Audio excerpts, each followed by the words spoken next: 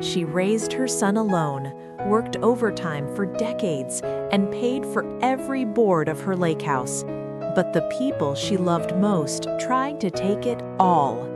What they didn't know was that a mother's strength doesn't fade with age.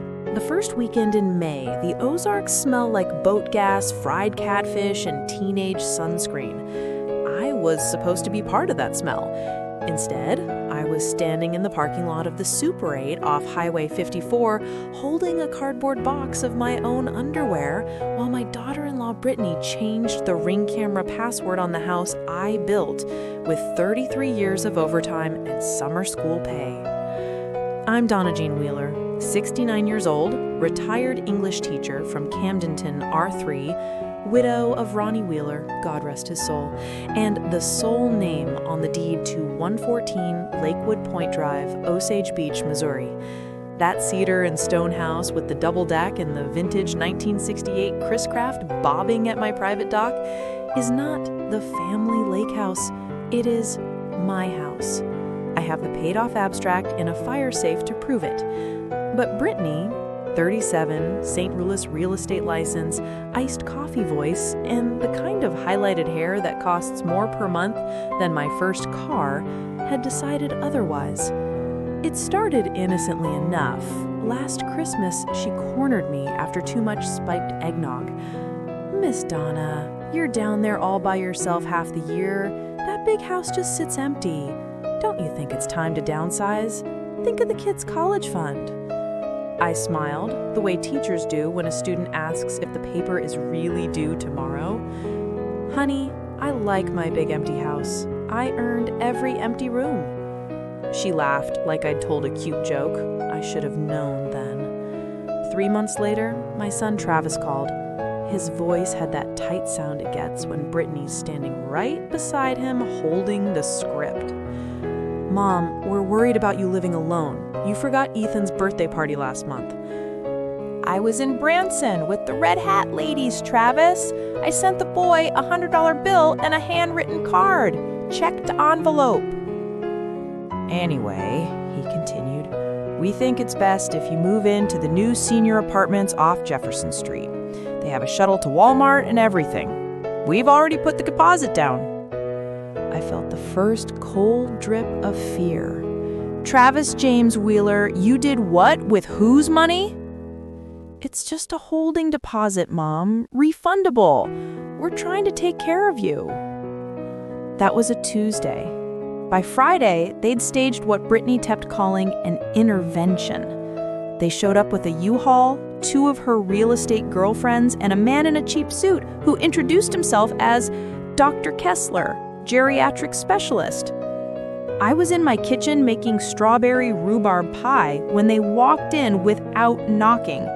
Brittany held up a folder thick as the Camdenton phone book. "Miss Donna, we have concerns about your cognitive decline." I set my rolling pin down real slow. "My cognition is fine, sugar. I can still diagram a compound complex sentence in my sleep." Dr. Kessler never even looked me in the eye. He just read from his paper. "Patient exhibits confusion, memory lapses, and poor judgment regarding finances and safety." I laughed out loud. "Son, I've never met you before in my life." Brittany smiled, that shark smile. That's exactly the kind of denial Dr. Kessler warned us about. By sundown, they had moved me into a 1-bedroom apartment at Oak Ridge Senior Living that smelled like canned peas and Lysol. My furniture went to storage. My Chris Craft was listed on Boat Trader that same night for $48,000. And my lake house, my beautiful, paid-for lake house, went live on VRBO the next morning at $1,150 a night. Memorial Day weekend already booked solid. I lasted exactly 9 days. On the 10th morning, I walked out of Oak Ridge with nothing but my purse, the clothes on my back, and the emergency credit card I'd kept hidden from Ronnie's cancer bills. I took the shuttle to Walmart, bought a track phone, a box of Merlot, and a family-size bag of Funyuns, then called the one person Brittany couldn't buy or bully, Sheriff's Deputy Cody Mabry, former student, starting offensive tackle for the 2011 Lakers State Championship team, and still called me Miss Donna like he was 17. "Miss Donna, where are you?" Cody asked the second he picked up. "Walmart parking lot, eating Funyuns and planning revenge. Can you give me a ride to the lake?" 20 minutes later, I was in the front seat of a Taney County cruiser doing 80 down Highway 54. Cody running code because, in his words, nobody messes with Miss Donna on my watch. We pulled up to my own driveway, and there were 7 cars I didn't recognize, a Yeti cooler the size of a coffin on my porch, and college kids in bikini tops playing beer pong on my teak dining table that I bought the year Travis was born. Brittany was live streaming on Instagram. "Hey besties, welcome to our new Lake House content palace." Cody's jaw clenched so hard I heard it pop. I stepped out of the cruiser like I was walking into my own classroom after somebody set off a stink bomb. "Brittany Marie Wheeler," I called using my best second period voice. "You are trespassing on private property, and you have exactly 5 minutes to get these strangers out of my house before Deputy Mabry starts writing citations." The music cut off mid-bass drop. 20 heads swiveled, phones lowered. Brittany's smile froze. "Miss Donna?" she squeaked. "You're not supposed to be driving. Dr. Kessler said..." "Dr. Kessler is about to lose his license, and you're about to lose the ability to sit down if you don't start moving, ma'am." That was the first time I saw Brittany scared. It still took 3 hours, 2 more deputies, and the threat of felony trespassing charges before the last bikini left my premises. Cody inventoried every broken wine glass, every cigarette butt in my geraniums, every missing life jacket. Brittany kept trying to explain that it was all just a big misunderstanding and that Travis said it was fine. Travis himself never showed up. "Too busy at work," Brittany claimed. I knew better. Cowards hide behind spreadsheets. That night, I slept in my own bed for the first time in 2 weeks. The sheets smelled like stranger's cologne and lake water, but they were mine. The next morning, I did what any self-respecting retired English teacher would do. I called a lawyer who still owed me for tutoring his daughter through senior lit. Harlan Tate met me on my lower deck with a yellow legal pad and a heart that remembered when I let him retake the Beowulf exam after his daddy died. Quote, "Miss Donna," he said after I finished the whole ugly story, "they tried to pull guardianship fraud and real estate theft in the same week. In Camden County, that's practically a hanging offense. How fast can we hang them? Give me 72 hours and $10,000 and I'll have your house, your boat, your dignity, and probably Brittany's real estate license in a nice neat bow." I wrote the check before he finished the sentence. Harlan filed emergency motions Monday morning. 1. Temporary restraining order against Travis and Brittany. 2. Elder abuse report with Missouri Department of Health and Senior Services. 3. Fraudulent conveyance suit to void any attempted transfer. 4.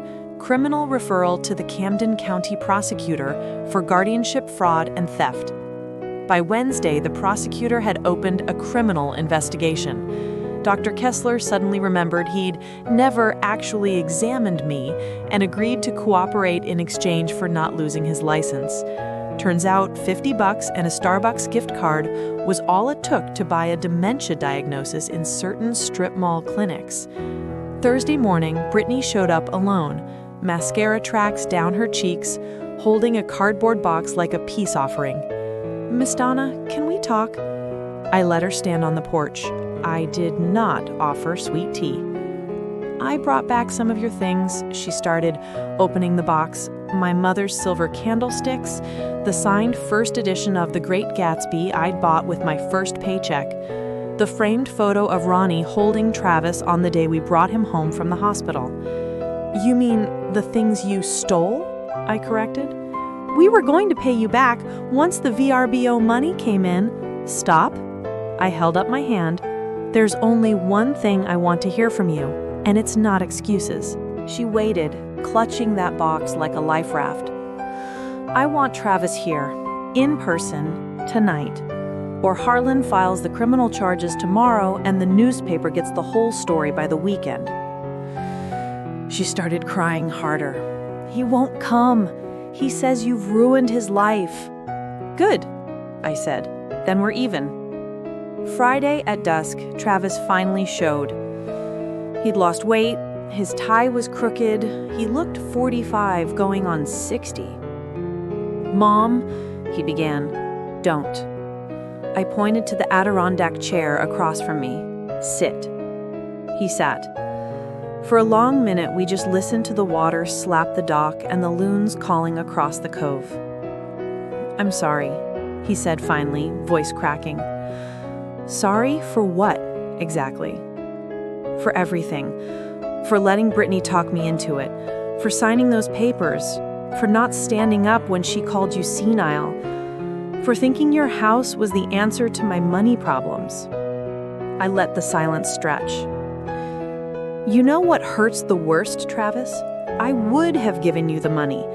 If you'd come to me like a man and said, Mom, we're drowning, I'd have sold the boat, taken out a reverse mortgage, anything. But you chose to try and take it while I was still breathing. I know, he whispered. I was ashamed to ask. Ashamed to ask your mother for help, but not ashamed to steal from her? He flinched, like I'd slapped him. Here's what's going to happen, I continued. You're going to pay every dime of my legal fees. You're going to pay to repair everything your wife's friends broke. You're going to write a public apology that Harlan will approve. And then you're going to stay the hell away from my house and my life until you can look me in the eye without lying. He nodded, tears dripping onto his khakis. One more thing, I said, voice softer now. Your children are always welcome here. Grandbabies didn't do anything wrong. But you and Brittany, that door is closed until I decide to open it. Might be never. He stood up slowly. I understand. He walked down the steps, got in his truck, and left without looking back. Saturday morning, Cody and 2 other deputies showed up with an official eviction notice, just in case Brittany got ideas again. Harlan filed the final paperwork. The prosecutor accepted a plea. Travis and Brittany paid $38,000 in restitution and legal fees, got 2 years probation, and Brittany surrendered her real estate license for 5 years. The Lake Gossip Network, which is faster than Wi-Fi and twice as vicious, did the rest. By Memorial Day, everybody from Party Cove to Bagnell Dam knew the story. Brittany couldn't show her face at the country club without somebody whispering, VRBO Grandma. I, on the other hand, became minor Ozarks royalty. Old students brought me casseroles. The marina gave me free winter storage for life. And every Friday night, I sat on my lower deck with a glass of wine, watching the sunset paint the water gold, knowing every board under my feet was paid for with my own sweat and stubbornness. Some evenings, Cody stops by in his patrol boat just to check on me. We drink sweet tea and talk about books. He's reading To Kill a Mockingbird for the first time since my class. Miss Donna, he said last week, you remember when we read about Atticus Finch standing guard outside the jail? I remember. That's you now. You stood guard over your own life. I smiled and clinked my tea glass against his Coke can. Son, I told him, I've been standing guard since 1978. Just took some folks 40 years to notice. And that, ladies and gentlemen, is how Donna Jean Wheeler kept her lake house, her dignity, and her reputation as the toughest English teacher the Ozarks ever produced. The Chris Craft still bobs at the dock, the deed still has only one name on it, and every summer when the teenagers roar past on their wakeboats, they slow down just a little when they pass my cove. They know who lives here. They know whose house this is. And they know better to mess with Miss Donna.